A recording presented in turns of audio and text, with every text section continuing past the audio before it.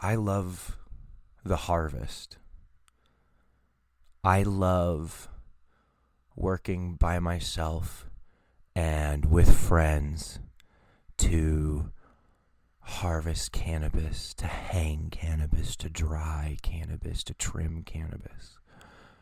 I love pulling in peppers, cleaning them, chopping them up, pickling them, preserving them. I love the harvest.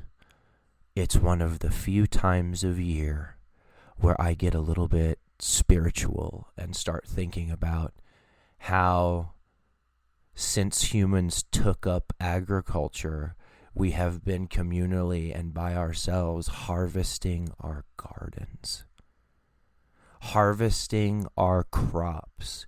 It's what makes living in one place possible, and it's the first technology.